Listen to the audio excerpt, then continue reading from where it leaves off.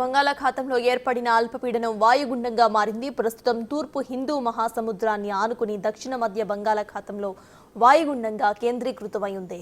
ఇది రాగల 24 గంటల్లో వాయువ్య దిశగా పయనించి తీవ్ర వాయుగుండంగా బలపడే అవకాశం ఉందని భారత వాతావరణ శాఖ సంస్థ అమరావతి విభాగం తెలిపింది. ఆ తర్వాత 48 గంటల్లో ఇది తమిళనాడు, శ్రీలంక తీరాల వైపు పయనించే అవకాశం ఉందని తెలిపింది.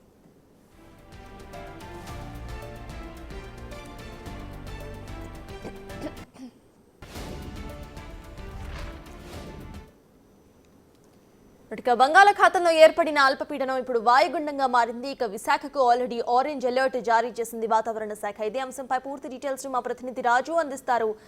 రాజు, చెప్పండి, ప్రెసెంట్ అక్కడ అప్డేట్స్ ఏంటి? ఇక తుఫాన్ ప్రభావం కూడా అక్కడ ఏమైనా ఉందా? అలర్ట్ కూడా జారీ చేసినట్టు తెలుస్తోంది. అప్డేట్స్ ఏంటి? బంగాళాఖాతంలో ఏర్పడ్డ అల్పపీడనం ఇప్పుడు తీవ్ర వాయుగుండంగా మారినటువంటి పరిస్థితి కనిపిస్తుంది. అటు తమిళనాడు, శ్రీలంకల మీదుగా ఇది ప్రస్తుతం అయితే దూసుకు వెళ్తున్నటువంటి పరిస్థితి ఉంది. ఈ వాయుగుండంతో అటు ఆంధ్రప్రదేశ్కు తీవ్రమైనటువంటి ప్రభావం లేకపోయినా కూడా వర్షాలు కురిసే అవకాశం ఉందని విశాఖ వాతావరణ కేంద్రం అయితే తెలియజేస్తున్నటువంటి పరిస్థితి కనిపిస్తుంది. ముఖ్యంగా ఈ వాయుగుండం ప్రస్తుతం ట్రింకోమాల్కు 380 కిలోమీటర్ల దూరంలోను, అదేవిధంగా నాగపట్నానికి 650 కిలోమీటర్ల దూరంలోను, చెన్నైకి 800 కిలోమీటర్ల దూరంలో కేంద్రీకృతమైనటువంటి పరిస్థితి అయితే కనిపిస్తుంది. రానున్నటువంటి 2 రోజుల్లో ఆంధ్రప్రదేశ్లో అటు పొట్టి శ్రీరాములు నెల్లూరు జిల్లా, ప్రకాశం జిల్లా, తిరుపతి జిల్లాలకు సంబంధించి అటు తేలికపాటి వర్షాల నుంచి భారీ వర్షాలు కురిసే అవకాశం ఉందని వాతావరణ శాఖ అధికారులు అయితే చెప్తున్నటువంటి పరిస్థితి ఉంది. దీంతోపాటు అటు గుంటూరు, కృష్ణా, ఉభయ గోదావరి జిల్లాలకు సంబంధించి తేలికపాటి వర్షాలు కురుస్తాయని ఇప్పటికే విశాఖ వాతావరణ కేంద్ర అధికారులు అయితే చెప్తున్నటువంటి పరిస్థితి కనిపిస్తుంది. ముఖ్యంగా దక్షిణ కోస్తా తీర ప్రాంతాల్లో 50 నుంచి 70 కిలోమీటర్ల వేగంతో గాలులు వీస్తాయని మత్స్యకారులు ఎవరో కూడా సముద్రంలోకి వేటకు వెళ్ళొద్దని ఇప్పటికే అటు మత్స్యశాఖ నుంచి, అదేవిధంగా వాతావరణ శాఖ నుంచి హెచ్చరికలు జారీ చేసినటువంటి పరిస్థితి కనిపిస్తుంది.